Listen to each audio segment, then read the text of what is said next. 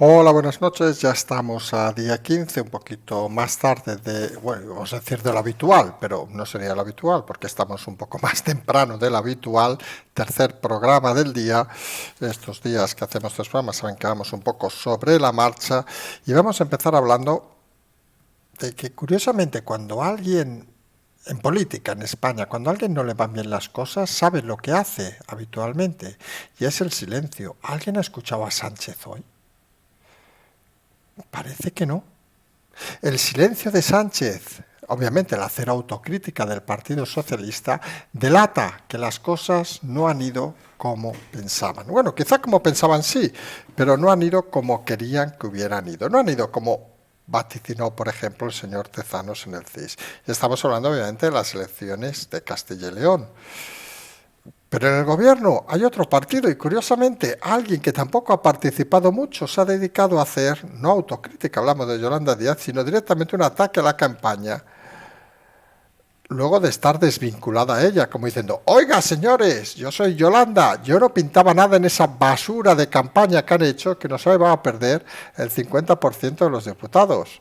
Sánchez, fíjense que la última semana intervino, y algunos pensamos que gracias a que intervino la debacle no fue mayor en el Partido Socialista, lo cual debería servir para reflexionar cómo hay territorios de este país donde la presencia de Sánchez todavía logra votos, que eso es otra historia, pero la realidad es que el Partido Socialista y Podemos, los dos partidos de gobierno, pues ahora mismo en Castilla y León tienen menos procuradores que el PP.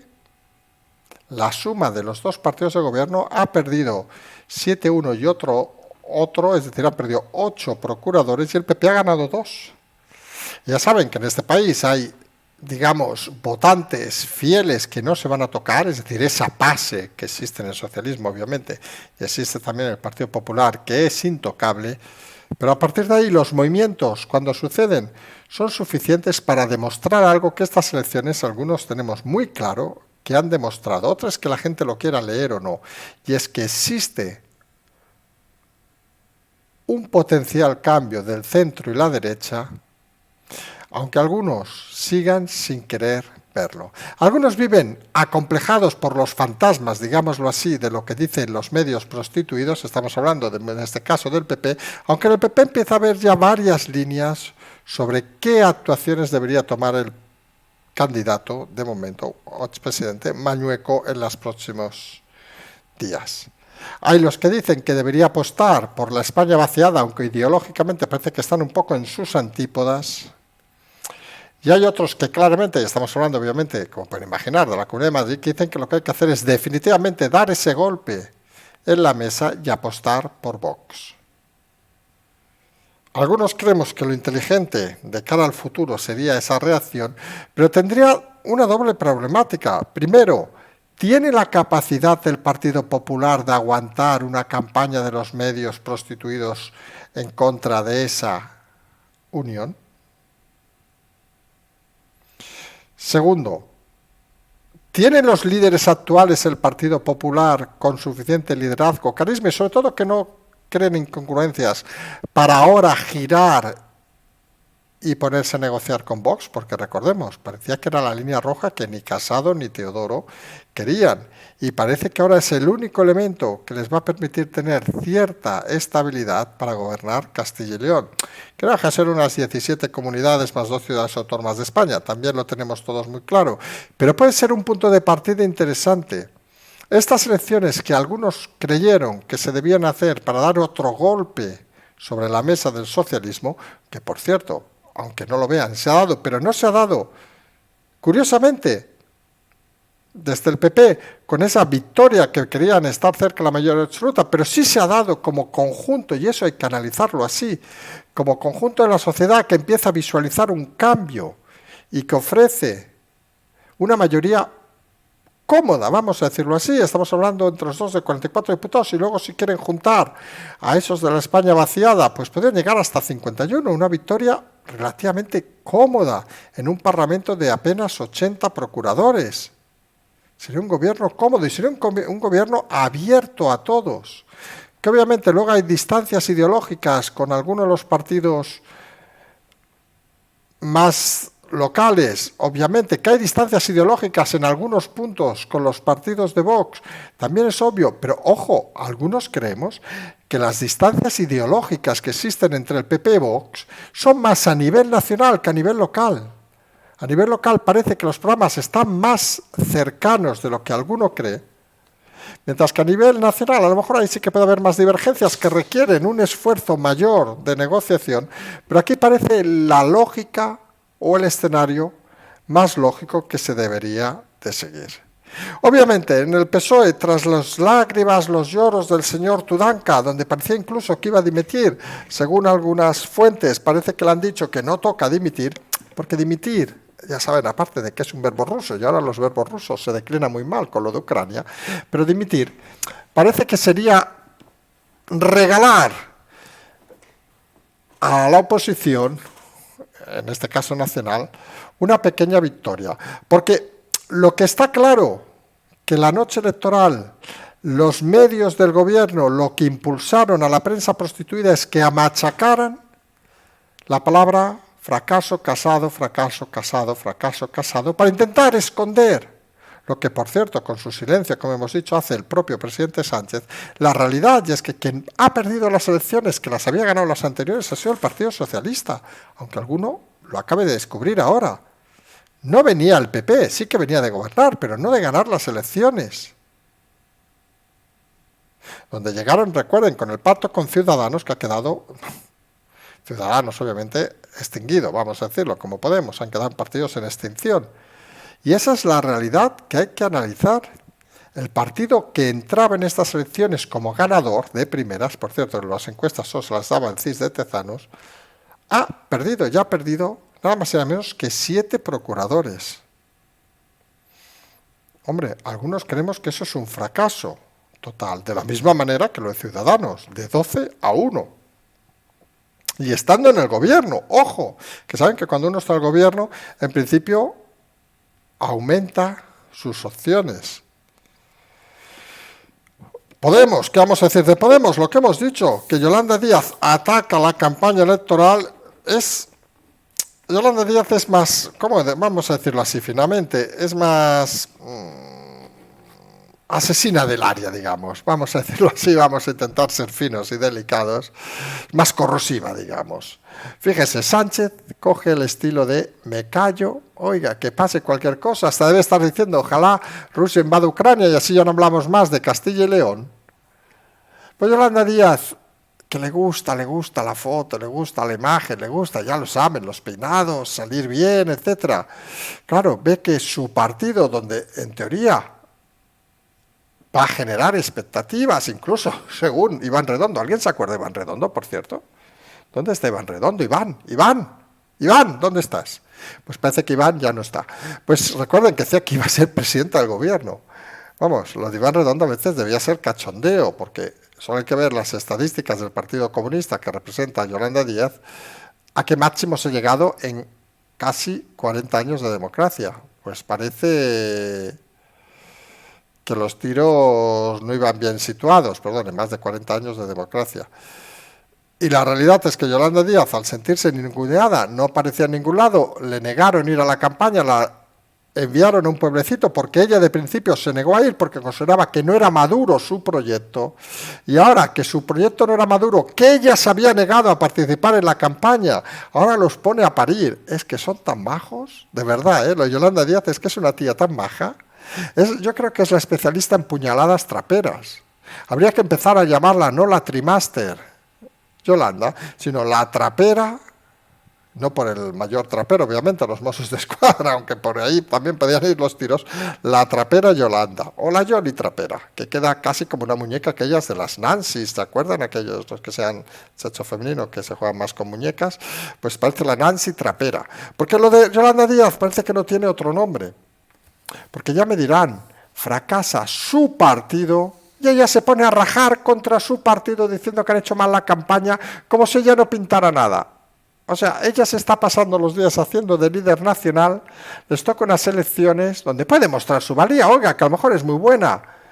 No quiere ir a ningún acto, le obligan a ir a un acto, como quien dice, entre montañas, vamos a decirlo así de claro, en un pueblecito perdido, para hacerse unas fotos, que queda buenísima la chica, y ahora que los resultados son los que se esperaban, aún han tenido suerte y han sacado uno, teniendo en cuenta que el mosquetero Pablo Fernández siempre se había presentado en León y sabiendo que la perspectiva era muy mala, se fue a Valladolid a ver si rascaba un poco, y efectivamente rascó ese escaño.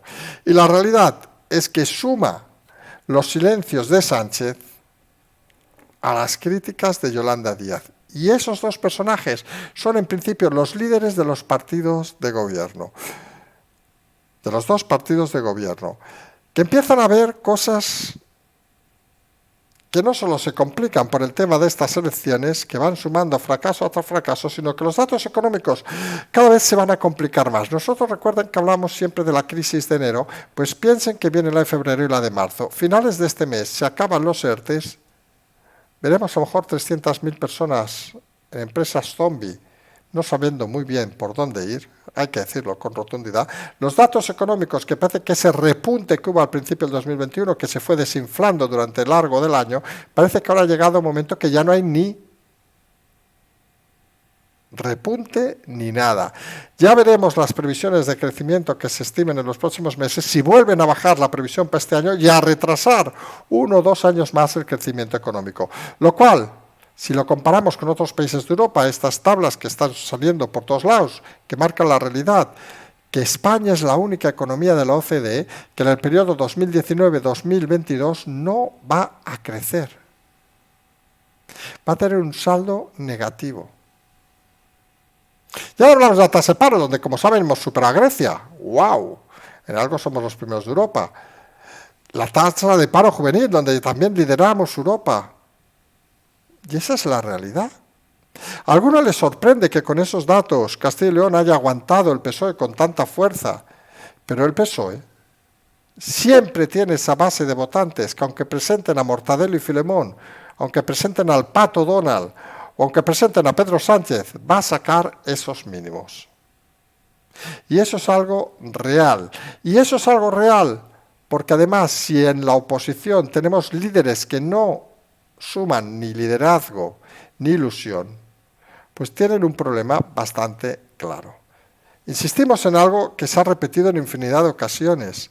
La realidad de cómo ganar unas elecciones al Partido Socialista se empezó a visualizar en Galicia con la victoria aclaparadora de Feijóo, se manifestó tras la crisis de Murcia en Madrid con la victoria arrolladora de Ayuso, y aunque algunos no lo vean, también se ha manifestado en Castilla y León, porque ustedes cogen la suma de los dos partidos y da una mayoría suficiente, distribuida eso sí, de una manera que unos entienden y otros ni quieren entender, y prefieren creer a aquellos que les han insultado durante la campaña, que les han llamado de todo, con tal de demostrar que lo peor que tienen muchos líderes del PP son simple y llanamente complejos, y muchos complejos. Tienen pánico a ser nombrados, tienen pánico a no decidir lo que una mayoría de los ciudadanos quiere. Y lo que está claro que ha puesto una mayoría de los ciudadanos, en el caso de Castilla y León, es a un gobierno entre PP y Vox,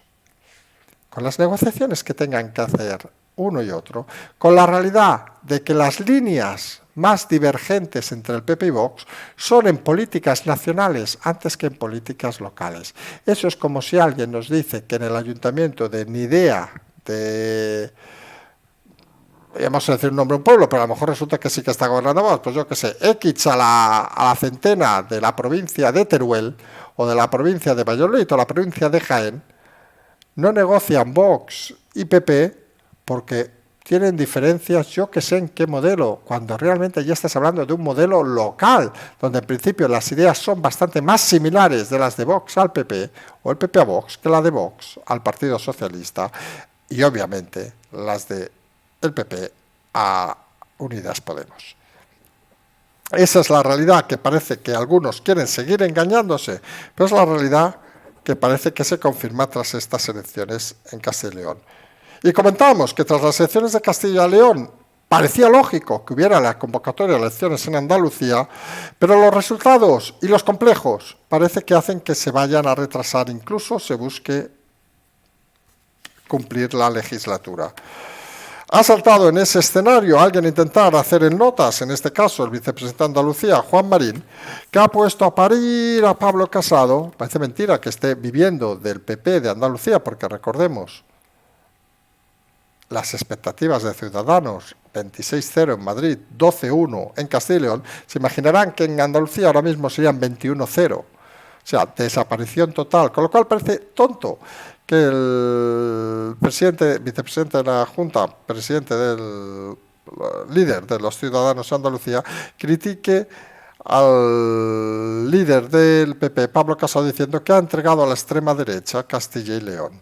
Le ha apoyado uno de los líderes de su partido, Julio Díaz, y han salido en tromba diputados de su propio partido, como Romero, Pareja, Fernández, Omar Sánchez, para criticar esa decisión e inoportunidad del señor Marín. Algunos leen en esto, simple y llanamente, que Moreno acepta esas críticas a Casado porque quiere desvincularse en unas hipotéticas elecciones de la presencia de Casado.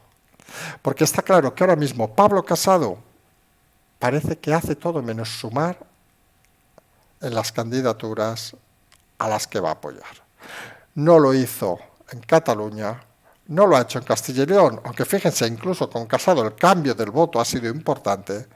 Y está claro que cuando menos ha estado o menos se lo ha esperado Madrid y Galicia, los resultados del PP han sido francamente espectaculares. Vamos a ver las elecciones de Andalucía, si se marcan o no se marcan, si se toman decisiones o no se toman decisiones. Ahora todo el tema está en manos del Partido Popular, que debe decidir, como decían fuentes del Partido Popular durante el día de hoy, entre dos opciones en el caso de Castilla y León, que pueden expandirse, digamos, al resto de España, o definitivamente se dice vamos a ir con Vox como hizo Ayuso, aunque no los necesitaron en el caso de Madrid, o definitivamente se intenta hacer inventos como Frankenstein. Y solo nos falta ver a Casado pactar con Bildu para gobernar, por decir un ejemplo totalmente ya surrealista. Pero pasan más cosas aparte del tema de Castilla y León, y pasa que la justicia vuelve a meter en la cárcel a uno de esos presos que había liberado el ministro Marlaska. Hemos dicho en múltiples ocasiones la importancia de la justicia en este periodo convulso, vamos a decirlo así, del Estado, del periodo post-pandemia y medio pandemia, y la justicia sigue demostrando esa independencia que algunos no acaban de ver y que algunos creemos a ciegas. Claro que habrá jueces que sean peores, claro que habrá jueces mejores, lo mismo que hay seguramente comentaristas políticos mejores y comentaristas políticos peores. Seguramente lo mismo que hay grandes diputados y auténticos zataprias de los diputados. Y en el caso de la justicia, en este caso, parece que vuelve un poco el orden. Cuando no se pueden dar permisos, no hay que darlos, y eso no puede ser una autoridad política quien la dé, sino ha de ser la justicia quien la dé. Y en ese aspecto creemos que es positivo que si alguien debe estar en la cárcel, sobre todo por graves delitos, no sea la política la que permita su liberación, como parece ha sucedido o había sucedido. Y esto nos lleva, curiosamente, en estos temas un poco más conflictivos, al tema de Cataluña, donde vamos a hablar de dos temas de una forma, intentaremos, rápida. Pues sabemos que es un tema que cansa, pero son de esas anécdotas que uno las ha leído hoy y le ha echado unas sonrisas. Vamos a decirlo así, vamos a ponernos de humor, que estamos empezando la semana y va a ser una semana muy dura. Recordemos, el miércoles estaremos en Madrid, va a ser una semana complicada, vamos a empezarla con un poco de humor. No sé si saben que esta mañana, le hemos explicado en el programa de la mañana, se ha producido el registro en el Ayuntamiento de Cornellá, gobernado por el señor Bamón, si no nos equivocamos, un señor que en su currículum, nacido en el 60, dice que era un luchador antifranquista. Bueno, mira, algunos con 14 años jugábamos a los clics de Famóvil o esas cosas, otros ya hacían lucha antifranquista, es cuanto menos curioso. Pero bueno, cada uno es libre de hacerlo. A lo mejor el hombre estaba con 14 años allí, no sé, tirando a los grises cosas y corriendo. Pensamos algunos que con 14 años debía estar, como mucho, empezando primero de BUP, si es que ha estudiado el señor. En fin, la cuestión no es esa, sino que también es, pero bueno, que es lo de menos. Total, lleva viviendo la política desde el 81. Muchos de los oyentes no habían nacido, pues miren, este señor ya estaba mamando la política y de ahí no se ha bajado. Pero lo que nos sorprende es que se ha producido ese registro por parte de la UDEF en la sede del Ayuntamiento de Cornellá, ¿saben? Cornellá, al sur de Barcelona, en el Baix Llobregat, Y lo curioso de la noticia, relacionado, por cierto, con una investigación en Hospitalet de Llobregat, donde está imputada la alcaldesa, una de las líderes socialistas de Cataluña, Núria Marín. Pero lo curioso, y es donde vamos, es que han detenido a 11 personas, que dices, bueno, mira, han detenido 11. Una de ellas, el teniente alcalde de Cornellá. ¿Y ustedes han leído el nombre en algún diario? No.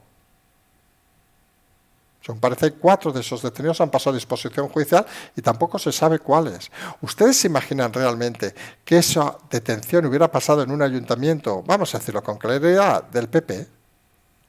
Si sabríamos el nombre, apellido ya, habría un especial de Ferreras, obviamente. ¡Corrupción! En el ayuntamiento de yo que sé. Bueno, si fuera el Madrid de Ayuso, en la comunidad, ni les cuento. Corrupción de Ayuso, corrupción de Almeida, detenido el teniente alcalde, sabríamos su currículum y todo. Aquí han detenido al teniente alcalde, a un tal Sergio. Es que nos ha hecho mucha gracia. Parece aquello cuando saben lo de menores. A un tal Sergio, a 4 técnicos, nos parece que ponía, y a no sé quién más, no sé si era un Julio o algo así, que dices, joder, claro, los detienen, suponemos, por presunto choriceo, por presuntas cosas extrañas, 4, como decimos, han pasado a disposición judicial, pero claro, como son socialistas y como es Cataluña, oiga, perdón, señor periodista, ¿qué hace usted poniendo eso en la portada? Hemos leído en algún medio de esos que parece que están por la democracia, ¿saben? Esos medios nuevos, que nos ha parecido muy chocante, porque pone la información a las 11 y pico aproximadamente y aparece abajo, lo pueden ver, en uno de esos medios que necesitamos, porque creo que hacen bastante bien las cosas, pero a veces se van un poco despistados, porque en ese medio todavía pueden leerlo, era el de Objective, aparece esa información y aparece abajo entre paréntesis, habrá ampliación. Pues se ve que en todo el puto día no ha habido una ampliación. Claro, este es el periodismo que vale. O sea, el periodismo, que si llega a ser de otro partido político, ya tendríamos, sobre todo el PP, obviamente, ni les cuento. Bueno, ahora hasta con Ciudadanos pasaría eso, que seguramente saldrían rebotados en todos los diarios. Pero aquí han de tener un teniente alcalde, un tal Sergio, que nos hace gracia, no sabemos si es el teniente alcalde u otro, y a 4 técnicos, o 6 técnicos, o 7 técnicos. Y ya está. Y nos hemos quedado tan anchos. Según parece, la corrupción del PSOE no es corrupción, no. Seguramente es que se han equivocado al redactar un contrato. Por favor, ¿pero qué se piensan? Que el PSOE no es corruptos, que llamen al Zaragoza. Ya verá que mañana hace un tuit diciendo cualquier gilipollez. En fin, esa es la realidad. Que por eso creemos que se actúa la justicia de una forma interesante, porque no se amilana ante estas situaciones. Y le da igual si el registro es el ayuntamiento del PSOE, del ayuntamiento de la extinta Convergencia, del ayuntamiento del PP o del ayuntamiento, si tiene alguno, de Ciudadanos o de Podemos. Y esa es la realidad que no hay que dejar de olvidar. Y en Cataluña, además, tenemos esa costumbre, como saben, bien conocida, de incumplir, por ejemplo, sentencias judiciales. Yo ya ha salido, curiosamente, el conseller de Interior, el tal Elena, Joan Ignacio Elena, que nadie conoce quién es, obviamente, pero bueno, decimos un tío de estos con cara de llevar toda la vida chupando la política, pues diciendo que ellos no van a cumplir lo que se llama la ley Mordaza, porque en manifestaciones donde no hay follones, ¿para qué cumplirlo? El hecho de que la cumpla o no, que nos parece, hasta nos puede parecer adecuado, que vamos a decirles, pero hombre, que un gobierno, que es la representación máxima del Estado en Cataluña, diga que va a incumplir la ley